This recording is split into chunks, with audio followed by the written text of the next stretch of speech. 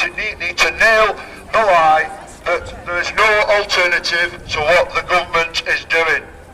And that starts with the idea that we need to actually pay off right now our so-called sovereign debt. This is projected to be just in excess of £1 trillion by the end of this financial year, which in old money is £1 million, and it's likely to increase during the government's term of office to an astonishing 1.36 trillion, and that's if all the government's plans actually pan out and we get the growth in the private sector that we've been assured of, which I would suspect most of us in Wigan don't believe in whatsoever. We don't need to be paying this debt now, and the reason we don't need to be paying this debt now is the same as we didn't pay a much bigger debt off at the end of World War II. The Leigh Labour government in 1945 was in much deeper mess than what we are at the moment.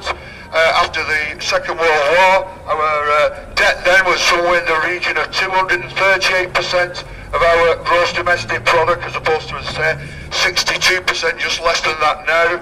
They didn't decide to batten down the hatches and make public sector cuts, but quite the contrary. What they actually did was borrow more money under US martial aid and from the newly formed International Monetary Fund, which is still in existence, and they used that to build the council houses that most of us currently live in, to build the NHS that we all enjoy, and to introduce the welfare state and benefits that we've enjoyed since World War II. And they wasted some money as well in the process. So they didn't only not implement cuts in a worse situation than we are, after the Luftwaffe had been bombing this country and industry was in a worse state than it is now. They actually borrowed more money and went into big, deeper debt, and that's what we need to do today. Instead, what we want to do is say borrow the money and use this to actually invest in capital projects that will put people back to work. We can do that, borrow the money from the banks that we own at the Bank of England's minimum lending rate, and we can use that money to invest, as I say, in building, for example, millions of new carbon neutral council houses that would help to tackle the problem of homelessness, in addition to putting many thousands, if not millions, of construction workers back to work building them. We can also use some of that money to insulate all our existing housing stock so that they can be more efficient in terms of energy usage, saving the people who live in them lots of money on the gas and electricity bills. We can also be using the money, extra money we borrow, to improve our public transport infrastructure, introducing such progressive measures, for example, as free public transport, which is enjoyed by our senior citizens currently to all the population, starting with our young people and the unemployed, so they can get around and have the social mobility that we need. Such policies as that, for example, would help to ease congestion on our road and would also reduce the burgeoning costs of road maintenance programmes, which does really run into the millions. We can also be using that money to develop marine, solar, wind and other forms of renewable energy, and basically making Britain one of the leading countries in the world for that type of technology and the development of industries related to it. We could also, as has been suggested by some, we could use money we borrow to develop, for example, a national water grid, so that instead of water running through the high streets of some of our towns, washing cars down the road with them, we can actually channel this water from the places where it's coming from to where it's needed in the south of England, where it doesn't rain, so I'm told, as much as it does in places like Wigan. In other words, what we need to be doing is borrowing money, not cutting back, and using this to reflate our economy and guarantee putting people back to work. This type of policy would not only create jobs and also help to tackle climate change, which is one of the things that's very much on the back burner as far as this government's concerned, but actually is a catastrophic backlash to the cuts that we're facing, in that it threatens the very existence of ourselves as a species on this planet if it's not tackled, with people such as Prince Charles, for example, saying that if we don't act decisively on the issue of climate change, then we could well reach a tipping point where there's nothing we can do about it. Certainly, Nicholas Stern, world famous economist who worked for the World Bank and the IMF, already said to us that it's going to cost us, if we don't start to address the issue of climate change now, 20 times more in 10 years' time. So imagine that somebody said, if you don't fix your roof now, it's going to cost you 20 times more in 10 years' time. Most people I said, yes, I said, here's the money, fix my roof now. But instead we're doing nothing. So actually by implementing the type of policies that I've suggested, we can actually tackle climate change, saving us lots of money in the long run, billions in fact, and we can be addressing the very issue at the same time as putting people back to work. Also, you can imagine if people are back to work, it's going to save us money on what we currently doshing out paying for to pay people to not to work, GSA and other related benefits. We could potentially save billions of pounds, 60 billion, just by putting people back to work and not having to pay them GSA and other employment related benefits. We can also increase the government's overall tax take, because these people will now be in work and paying tax. And obviously, insofar as that will put lots of more money into people's pockets, it's going to help to regenerate our high street. I live in Atherton. More than nearly half of our shops are already shut. The government are predicting that the effects of these cuts could well see 30% more of our shops close on our high street. What I'm suggesting we do would actually help reflate the economy and put money back into those shops and keep our high streets open.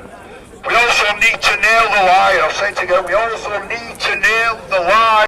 The current budget deficit is via cuts. That's utter rubbish, it's a lie, and there's other ways it could be done. For example, we could save in the region of £35 billion a year. That's about a quarter of our current annual budget deficit, by actually renegotiating the loans we've already got. You'll know people who have got credit card debts, take out a loan at a lower rate of interest. Well, we can do the same with our debt as we currently stand. The Bank of England's current minimum lending rate is 0.5%. So why are we paying 4% on the international gilt market to borrow the money that we're currently doing?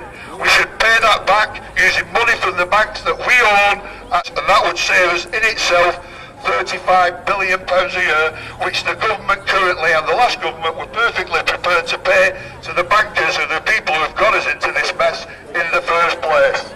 We can also, instead of what the Tories just did in the recent budget statement when they announced all these cuts, we can increase the amount of corporation tax that big businesses pay. It was reduced by the government in the last budget to 40.6%. If it was only raised to the EU average of 43.9, that, as some economists would say, would also raise a further £46 billion. And all this is without the savings of money that we could get by putting people to work, clamping down on tax evasion and avoidance by the ultra-rich, and actually collecting the taxes that these people have already been assessed for and haven't paid yet. That figure's estimated in the region of £120 billion a year by the PCS Union. They've got a fantastic pamphlet, which I think you can get over here with their alternative in. So that's almost, if you just had it with the savings or pay back a loan, would pay the debt off that we currently have annually running up. Just two measures, and we don't need any cuts at all. And that's also without other measures, such as been suggested, a Robin Hood tax on the transactions of the bankers. That could bring in another 40 billion. Also a land value appreciation tax. Lots of money's gone into places like Town Centre Wigan, pushed the price of land up, not to any of our benefits, but the people who own that land. We should be taxing the appreciation of that land. That might bring in another 40 billion. Also a special, this is just telling you, there's miles of more ways we could be addressing this budget deficit, and it's a complete lie by the government to suggest it can only be done the way they say it. The rich list, for example, Sunday Times rich list, 1,000 richest people in this country last year increased the wealth by almost a third, when most of our living standards have been going down. They managed to amass a further almost £80 billion in wealth of just 1,000 people, and a windfall tax just on that would also bring another 50 billion. So, I think we should be able to get over the message here that cuts are not needed, and it's a lie to suggest so. The biggest insult, of course, is the paltry amount, the 2.4 billion, that the government have said the bank should pay back. When do you think it's cost trillion to bail the banks out. This really is small change and doesn't even pay the interest on the money we borrowed to bail them out. It's an insult. It'd take over 400 years to pay off at that rate. The banks should be made to pay for this, bankers and banks should be made to pay for this crisis, and not us ordinary folk. They can pay themselves massive, huge amounts in bonuses. That's got to stop, got to be taxed, and the banks need to be paying more than their share, I would suggest. What they want to do is say the government to the plant's dead easy. They don't want to do that because that's the people they represent, the bankers and ultra-rich. That's who ultimately who they stand for. What they want to do is make us ordinary folk pay. Michael Esseltine let it out of the bag when he said we're going to roll back 65 years of reforms in terms of the NHS. That's what the Tory Lib Dem government are doing. They're coming for our welfare state, they're coming for our welfare benefits, for all the things that our parents and grandparents and great-grandparents fought for in the last war and have fought and bequeathed to us following World War II. We need to stand up and fight it, and we won't get anywhere unless we do. All we will get is more cuts, and potentially, of course, this is all one huge economic experiment, which if it goes wrong, it'll be us lot who cop it. If you've ever watched the film The Titanic, you'll know that all the passengers, first, second and third class, sailed on the ship and we're all in it together. But when they struck the iceberg, if you've watched the film, you know it's not the second and third class passengers who escaped. They were the ones who actually were in it together and went down with the ship. And that's exactly what we're facing in this country. We are going to be made to pay for this crisis. We need to unite to fight that, as the Lib Dems and the Tories have been able to. They've been able to put aside their differences at election times only in May. We'll be standing against each other in May next year and at future general elections. We need to take a leaf out of their book, and we need to put aside some of our differences to unite together to build a coalition like they have, but not a coalition that represents the banks and the ultra-rich, which is what they do, but one that represents ordinary folks like ourselves standing here and that can build a mass movement throughout the country. For as the Shelley poem says, we are many, they are few. There are miles more than us than there are of them, and it's within our capacity to drive this government out of office if we can build such a movement. I urge you all to get involved in the fight. I'm a member of People Against Cuts. We're meeting at the Anvil pub on Tuesday night, and if you want to come along to that, it's an open meeting, not just for trade unions but members of the community as well. You're all welcome to that, and you're all welcome to getting involved in the fight. Thanks for that.